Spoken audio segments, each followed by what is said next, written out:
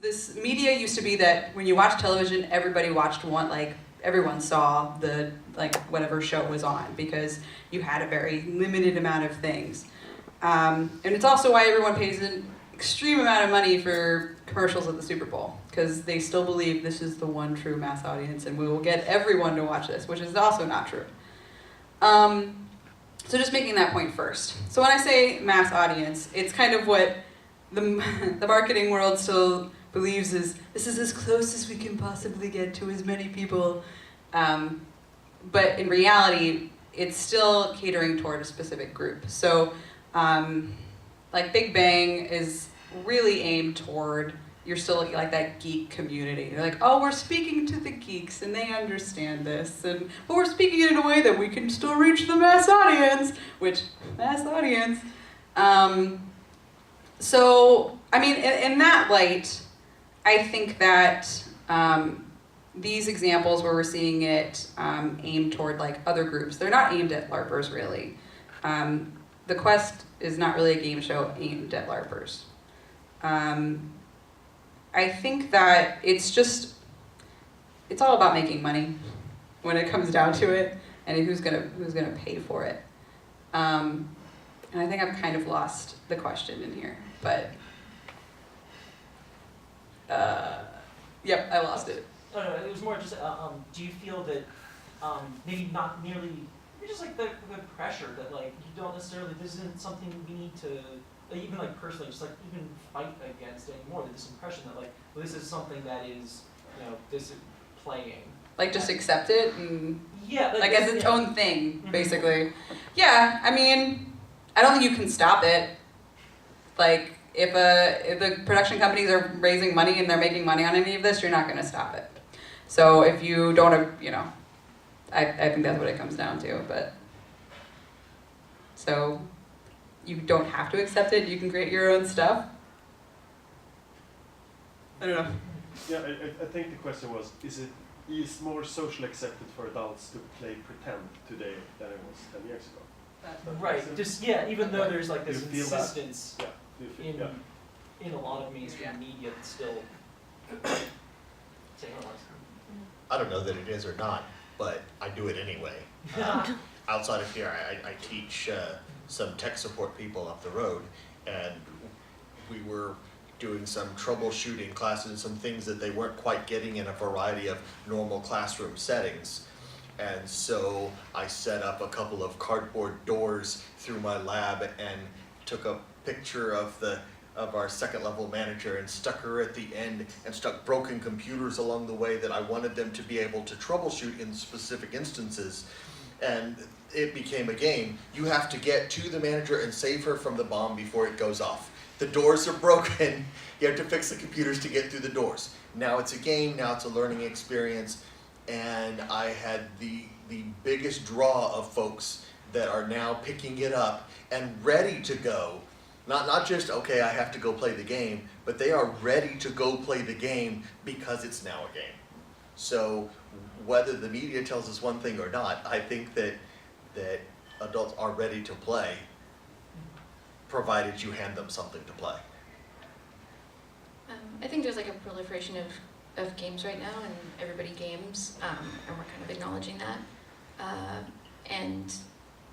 You know, games are being used for education, and games are being used to squeeze more money out of our wallets, and therefore they're going to be popular. Lots of people are using play in like an exploitative capitalist way, so it's going to be around, and it's going to be more accepted because it's like it serves the interests of people in power. So, but we can still do stuff with that. That can still be you can still do something in that milieu. So yeah, I think, you know, we just live in like a really heterogeneous society, and a lot of things that adults do are acceptable that may not have been acceptable 50 years ago. So if play is one of them, then cool. Sorry, just to add, it made me think of something that you were. So a lot of things are coming out in articles too, talking about our generation, particularly the millennial generation. And that was another big thing that I keep reading, is that like this particular age group is considered childish and rooted in like not growing up. And So not. what? And not. No, never. So I mean, it's hard in terms of like being socially acceptable. I think it's also more of like a generation thing, and also that same age group is the one who's spending money, and that everyone's aiming towards. So it kind of just makes sense. So, yeah. Yes. So I want to talk about I would love to hear you talk a little bit about the curse of knowledge, right? And because once you get so far inside the hobby, I think it becomes harder to communicate to a general audience. And Chris, you raised one great point. You've used one great technique on your show, which is you have somebody else sub in as the outsider noob who's coming in and learning about LARP for the first time. And that's part of kind of the communication and the broader cultural conversation that you have when you're trying to reach non-LARPers. I wonder, do you have any other solutions for getting around the curse of knowledge?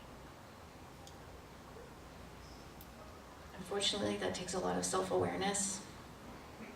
You know, who wants that?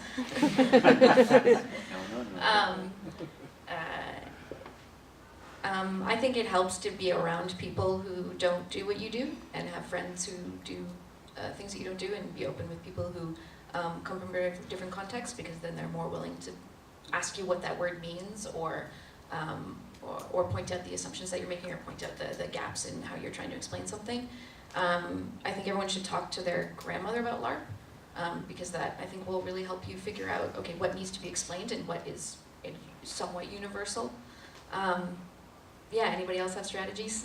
I like the grandma strategy, that's great. When we did basic adventuring and filming for that, our director had never LARPed before and still has never LARPed. So that was actually really beneficial, because when we would write something and plan something, she sat there and went, I have no idea what the hell that is. Oh, okay, so we need to rewrite that and make sure it's understandable and like to a wider audience, but. We actually discussed this briefly at lunch earlier. We were talking about how we can explain LARP to people that don't LARP, but have it so it's not, you're not like talking down on your own hobby. And we started thinking of like, what is it similar to? Well, it's similar to like murder mystery dinners. It's similar to like Sleep No More. It's similar to like role-playing with your colleagues at the office for offsites or something. So I think trying to express it in like a way that's like similar to what you would normally do in like a party setting or like a corporate setting or whatever, that kind of helps. Yeah, I think one of the when you're trying to explain it to other folks or get past what it is that their preconceived notions is that, number one, you have to figure out the base point level. What do they know about LARP, and what where do you start? If all of that is seeing the movie role models, then that's what you have to work with.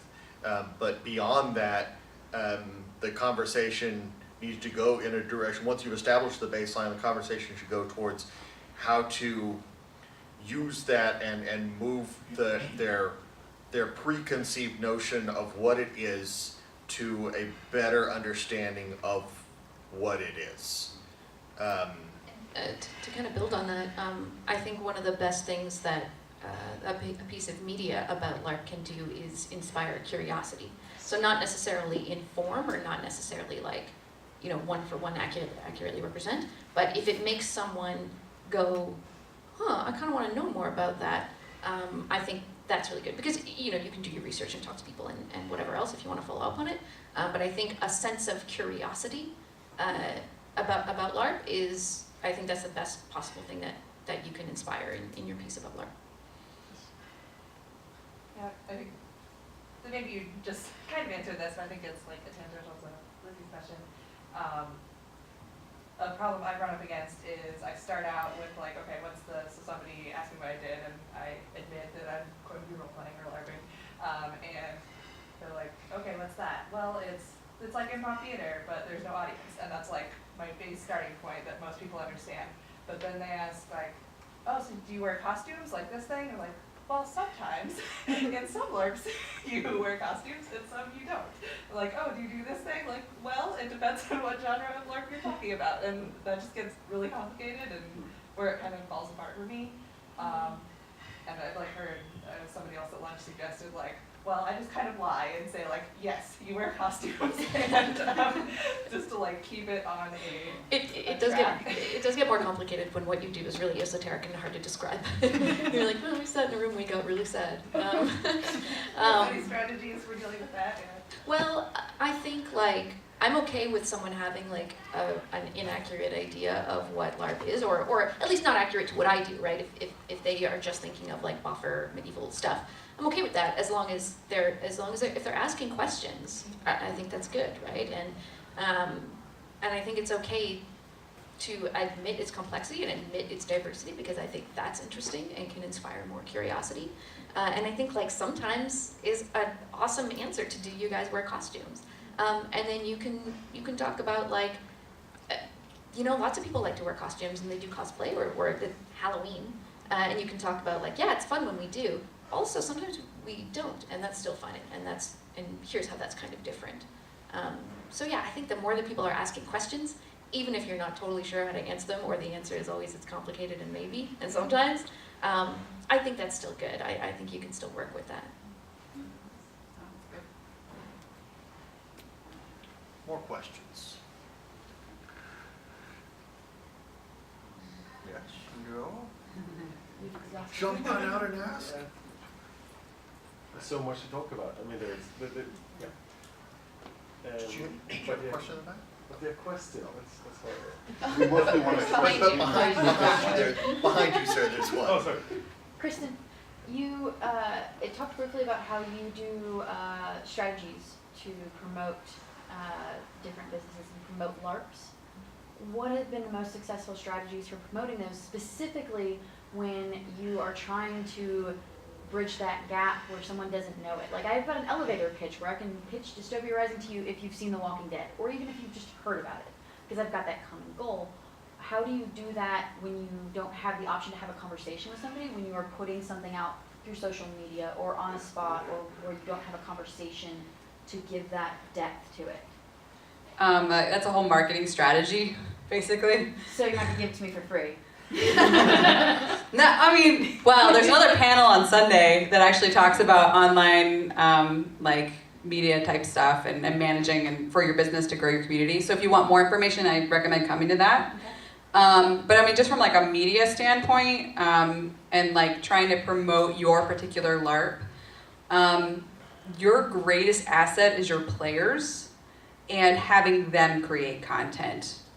Okay. So when you have players that are extremely enthusiastic and they want to create their own like review or blog or vlog and post about it, like those are the things that are actually going to permeate your potential audience more than you putting out something.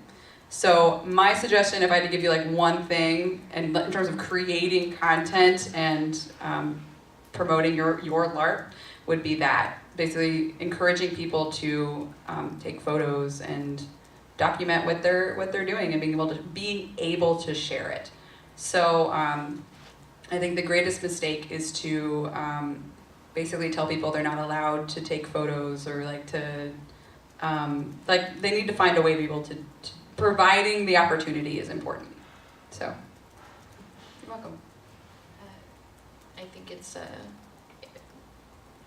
truth like across marketing that you saying something good about what you do is not going to be taken as seriously as someone else saying something good about what you do. So I think, yeah, like mobilizing your players, and we can all be very enthusiastic about our games and our communities, right? And yeah, taking advantage of that and encouraging people to talk about it is really, really good. I also really, really want to encourage people to, when they're promoting their games or their organizations, to look outside of nerd culture. Because I think we really over-rely and we really assume that like if someone wants to LARP, then it must be because they have some kind of other like less nerdy interest, and that's just poison. That's just stagnation. And I think if you just if you're wondering like what magazine, what website do I put my ad on? What magazine do I put my ad in? I think the audience that you're looking for is people who want to have novel experiences. So where are they? unfortunately, I don't know. The internet. Somewhere. There's somewhere. Any other questions? Yes. What would you like to see portrayed in popular media about LARP? Maybe increasing its accessibility or its positive image, unless there's a negative stereotypical joke.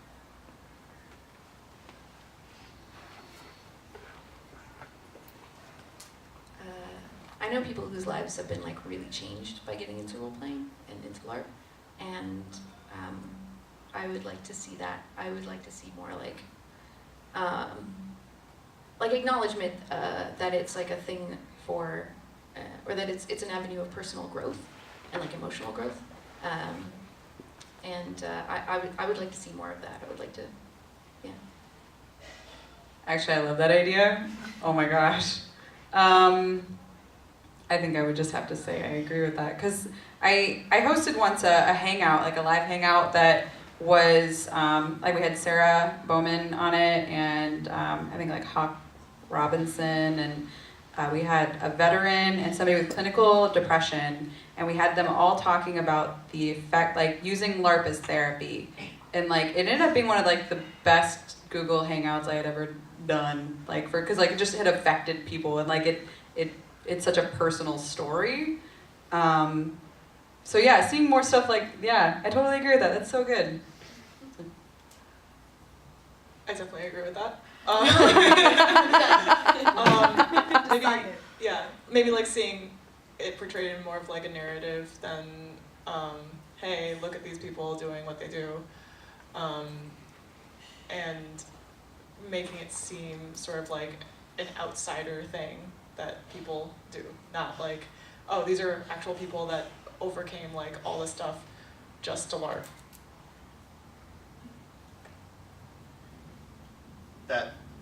This is a wonderful sentiment all around, and I highly agree with everybody else here. I don't know that there's necessarily anybody at this conference that would not.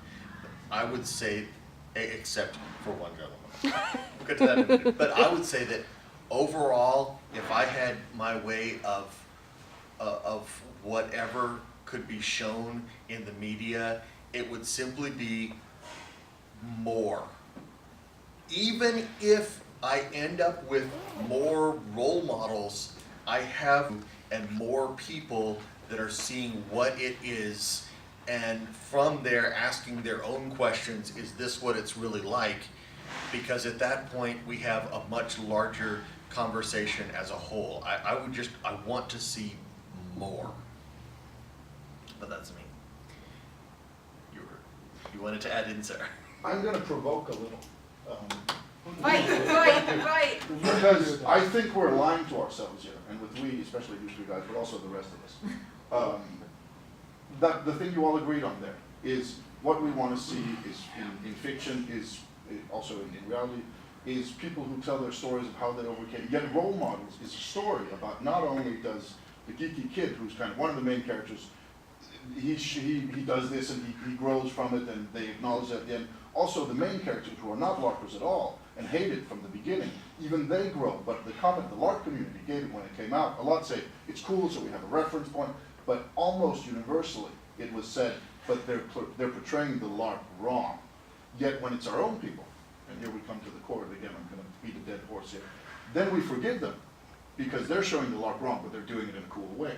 But when it's the outsiders, we'll talk about the film and say it was a good film, Knights of Badaston was a good film, Wild Hunt was a good film, or Role Models or whatever, Unicorn City, but they're showing the LARP wrong. But the human story of overcoming something using this, they show that very, very right. But we still feel a disconnect from them showing the LARP wrong.